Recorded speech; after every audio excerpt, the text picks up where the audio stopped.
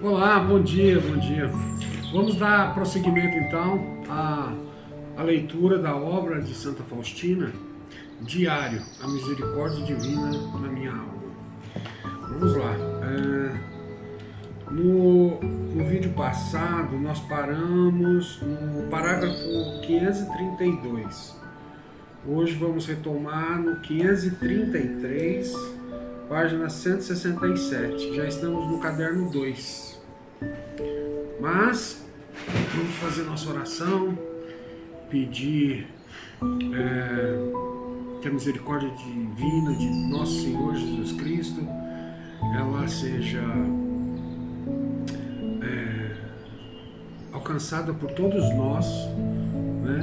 Que sejamos merecedores dessa misericórdia e pedir a intercessão de Santa Faustina para que a nossa leitura, né, possa chegar até você e que te traga clareza, te traga bênçãos e acima de tudo, né, que o amor de nosso Senhor Jesus Cristo, demonstrado através da sua misericórdia, esteja não só com você, comigo, com as nossas famílias, com os nossos amigos, mas também que alcance todas as almas do purgatório e as vítimas inocentes do conflito no Oriente Médio. Guerra entre faixa de Gaza e Jerusalém, bem como lá na Ucrânia, que ainda continua aquela guerra. E pessoas inocentes sempre acabam perecendo. É por elas e pelo mundo todo que vamos continuar essa leitura e que para mim, como eu já disse anteriormente, é uma oração.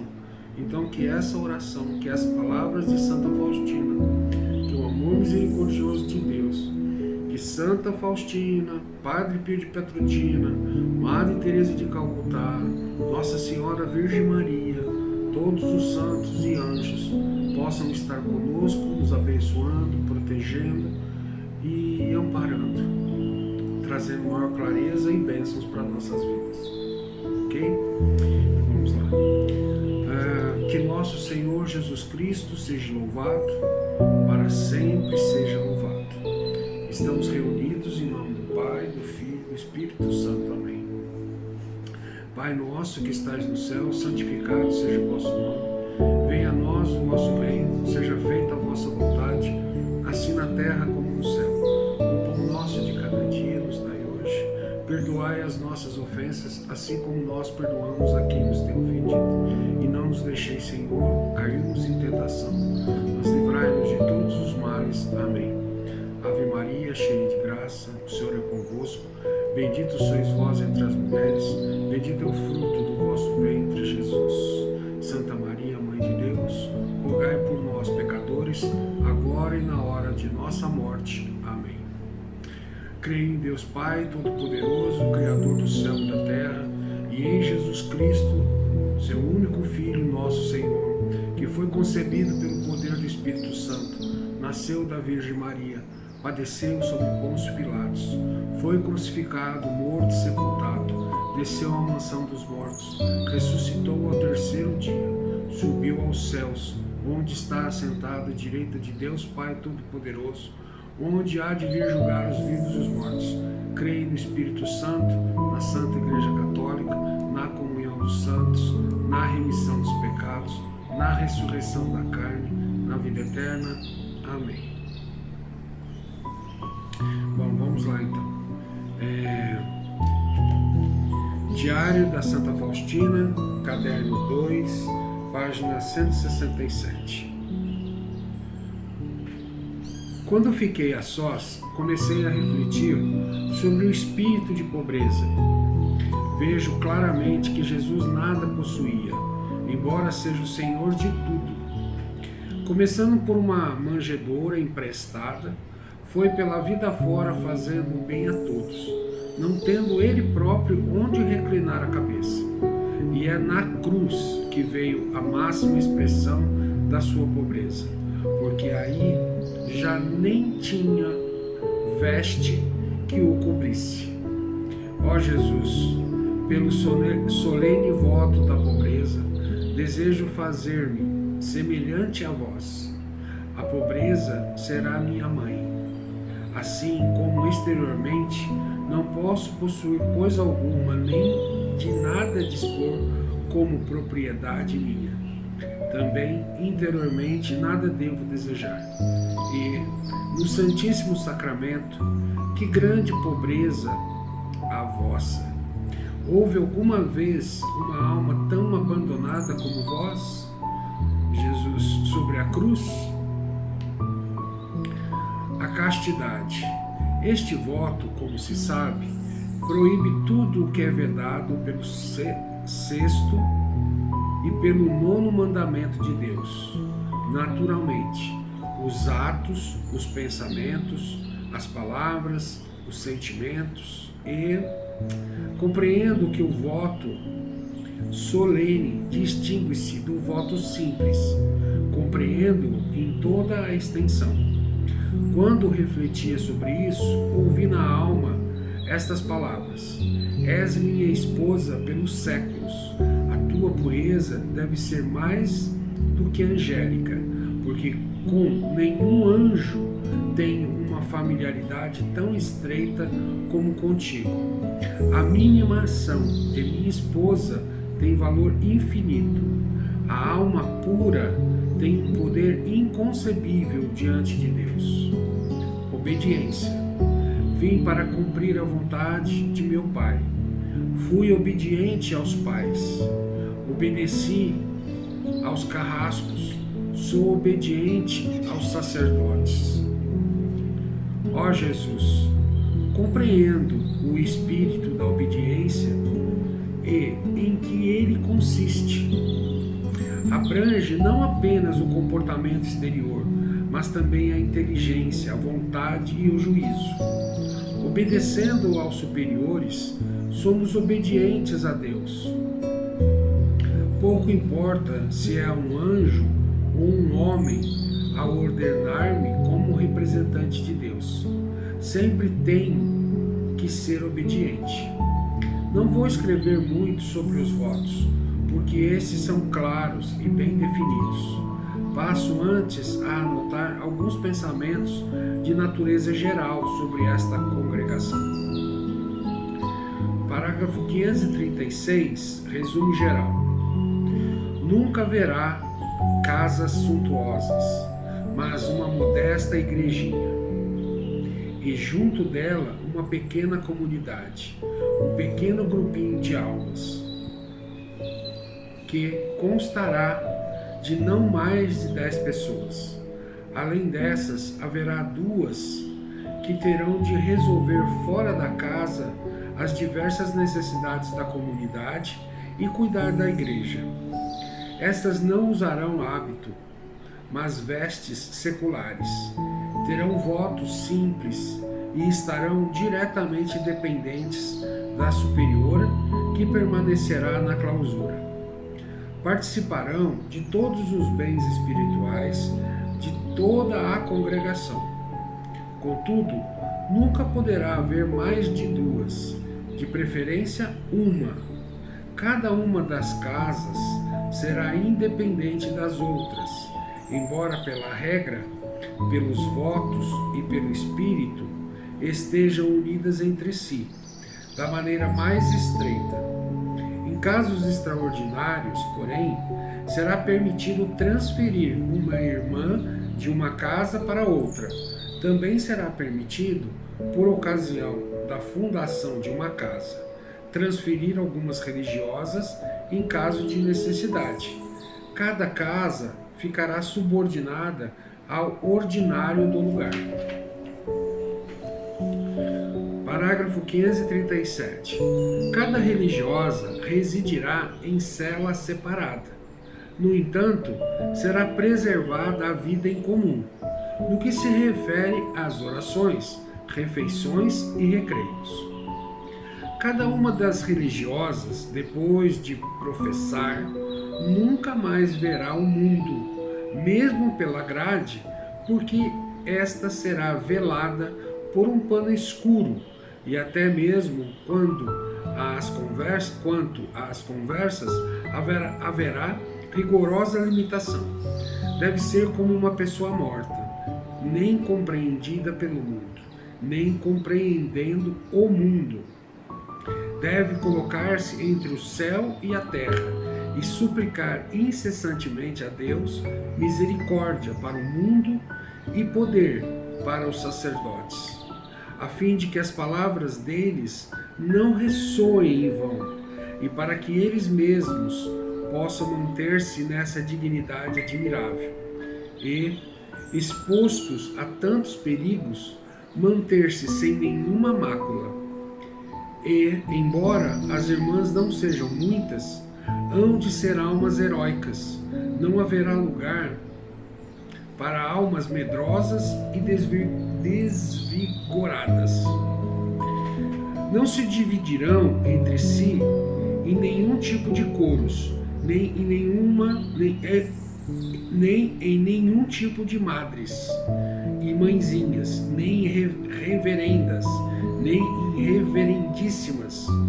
Serão todas iguais, ainda que se distingam muito pela origem. Sabemos quem era Jesus e, afinal, como se rebaixou e com quem conviveu. Vestirão um manto que ele usou durante a paixão, e não apenas a veste, mas deverão imprimir em si mesmas os estigmas com que ele estava marcado, que são o sofrimento e o desprezo. Cada uma buscará a máxima renúncia de si própria e o amor à humildade, e apenas aquela que mais se distinguir nessa virtude será capaz de dirigir as outras. Deus nos fez participantes da sua misericórdia, e mais ainda suas dispensadoras. Por isso, o nosso amor por cada alma deve ser grande, a começar pelas eleitas e terminando pela alma que ainda não conhece a Deus. Pela oração e pela mortificação atingiremos os países mais selvagens, abrindo caminhos aos missionários. Devemos lembrar-nos de que o soldado na frente de batalha não pode aguentar muito tempo se não for sustentado por forças exteriores, que, embora não participem diretamente da luta, fornecem tudo o que ele, o missionário, necessita, e isso é completado pela oração. Portanto, cada uma deve distinguir-se pelo espírito do apostolado. À noite, quando eu estava escrevendo, ouvi na cela esta voz: não saia desta congregação, tenha compaixão de si mesma, veja que grandes sofrimentos a aguardam. Quando olhei em direção da voz, nada vi e continuei a escrever. Então ouvi um ruído e estas palavras: quando sair, nós a destruiremos. Não nos atormente. Quando olhei, vi muitos monstros feios, mas apenas fiz mentalmente o sinal da cruz. Todos sumiram imediatamente. Como é terrivelmente feio o demônio! Pobres as almas dos condenados, por terem que viver na companhia dele.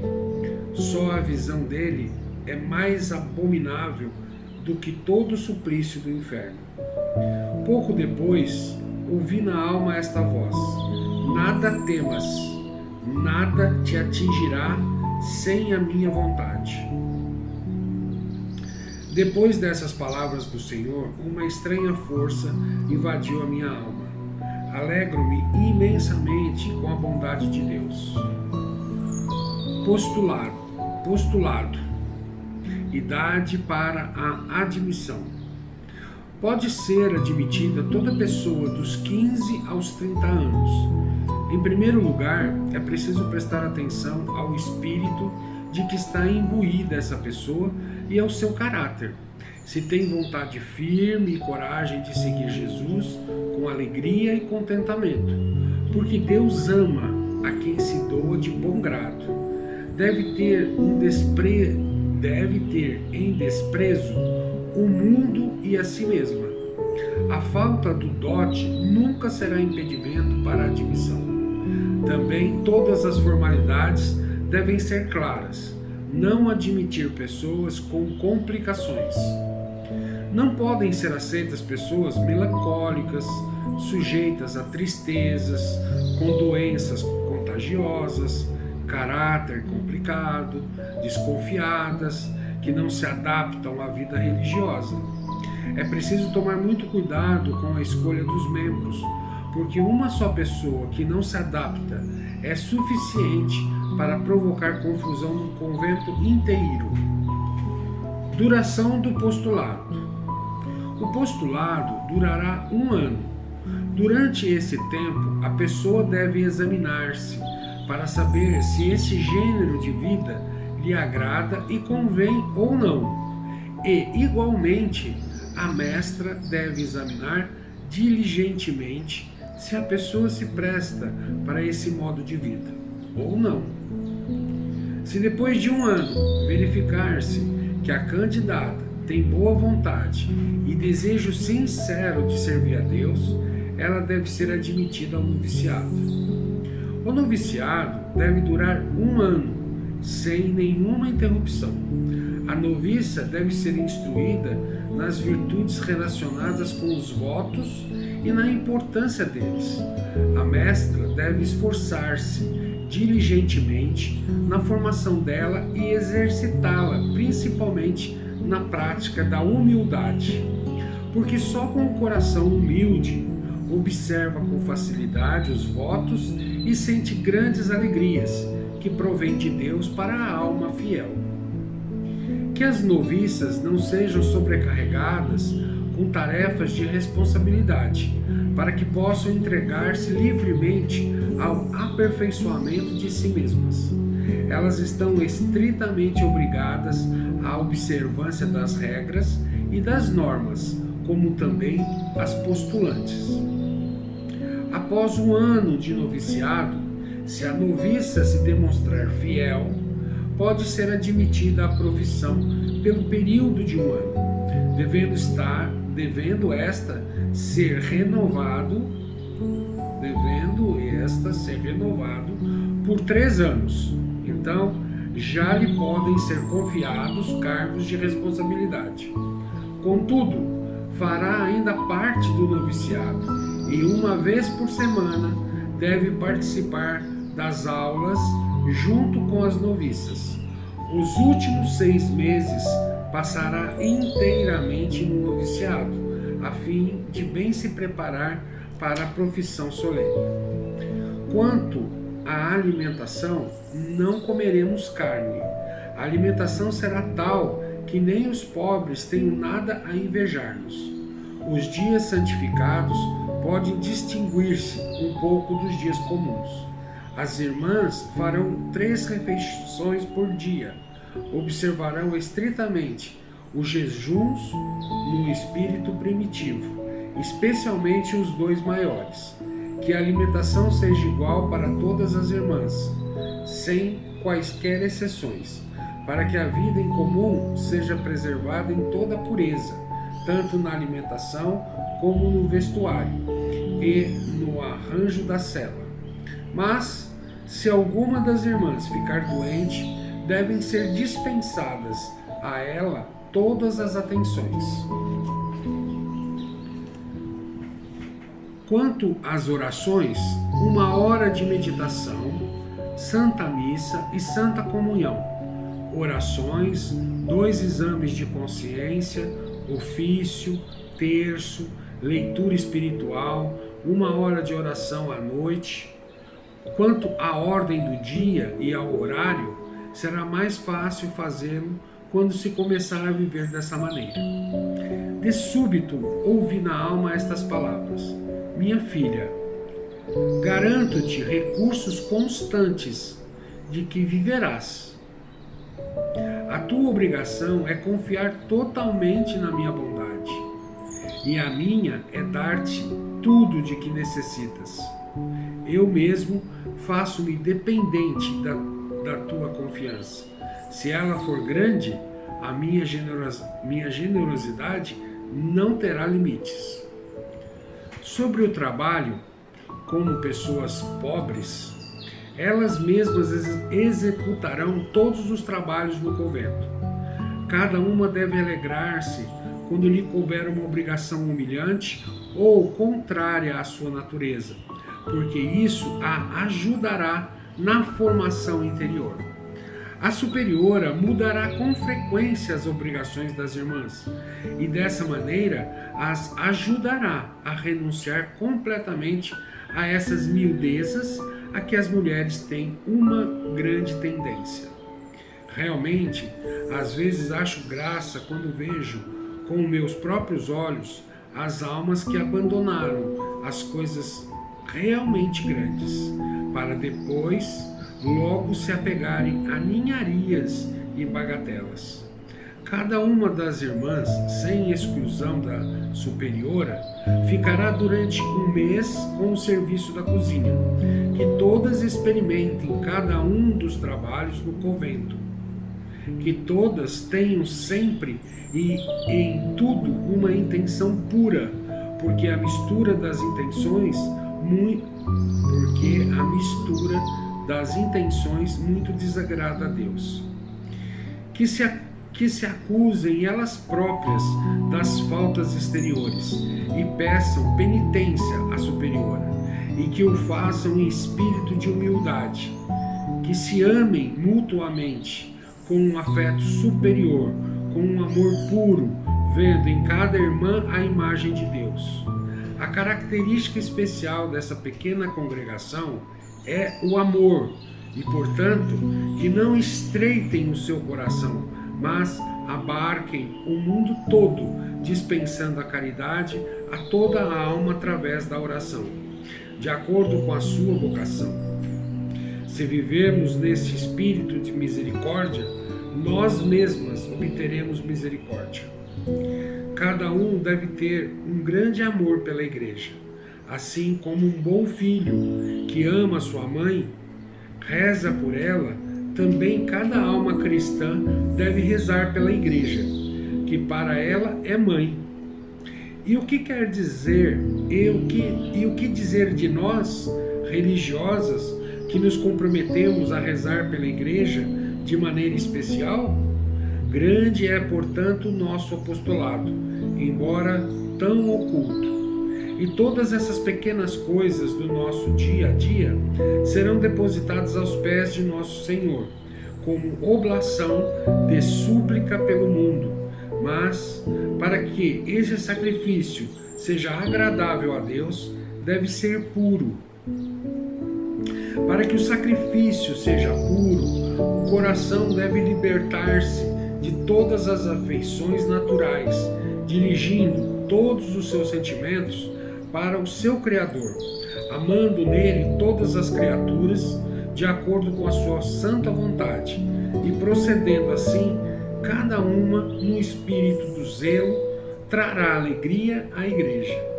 Além dos votos, vejo uma regra como a mais importante, e embora todas sejam importantes, coloco esta em primeiro lugar: é o silêncio.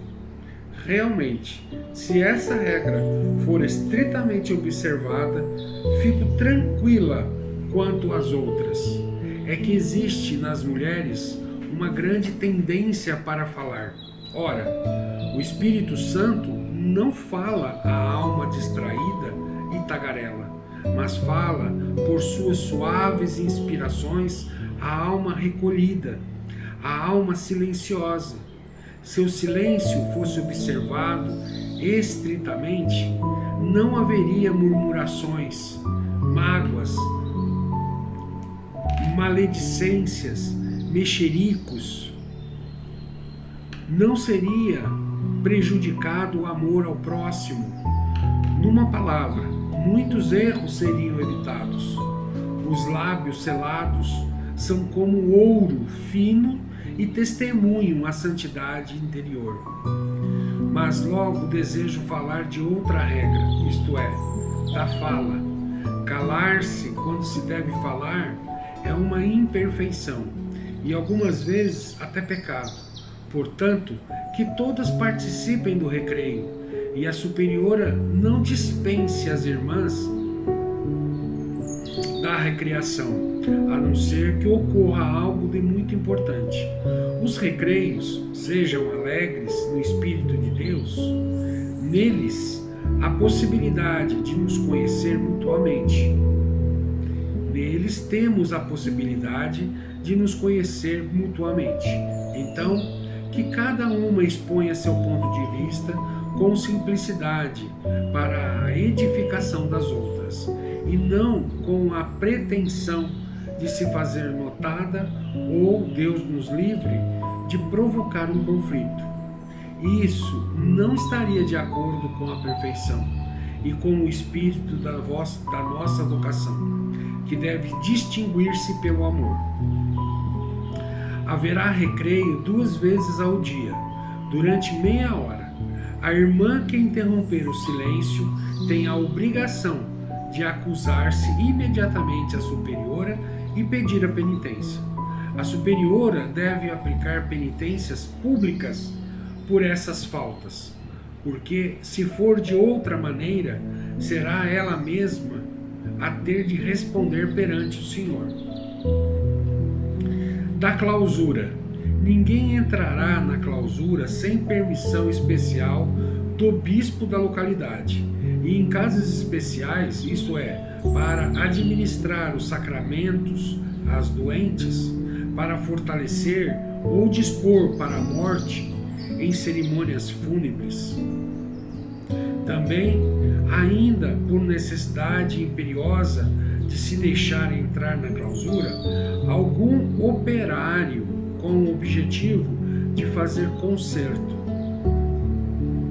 Mas, nesses casos, deve haver primeiramente uma permissão expressa. A porta que dá acesso à clausura se manterá sempre fechada, ficando a chave na exclusiva posse da superiora. Do uso da sala de visitas. Nenhuma irmã irá à sala de visitas sem uma especial autorização da superiora. E a superiora não deve conceder facilmente permissão para frequentes idas à sala de visitas. Aquelas que morreram para o mundo não devem voltar a ele, nem sequer pela conversa. Mas, se a superiora julgar oportuno que alguma irmã vá à sala de visitas, então que observe as seguintes normas, que ela mesma acompanhe essa irmã. Caso não possa ela mesma, indique uma substituta e esta fica obrigada à discrição, não repetindo, portanto, o que ouviu na sala de visitas, a não ser para informar a superiora. As conversas devem ser breves, a não ser que o respeito à pessoa as detenha por mais tempo. Porém, nunca afastarão a cortina, exceto em casos extraordinários, como pode ocorrer no caso de pedido insistente do pai ou da mãe. Acerca das cartas. Cada uma das irmãs pode escrever cartas fechadas ao bispo da localidade, ao qual a casa esteja subordinada. Afora isso, pedirão permissão para cada carta que entregarão aberta à superiora, que, guiada pelo espírito de caridade e da prudência, tem o direito de enviá-las ou de retê-las, de acordo com o que for para a maior glória de Deus. Contudo, eu desejaria muito que essas cartas fossem as mais raras possíveis. Levemos ajuda às almas pela oração e mortificação, e não pela correspondência. Da confissão.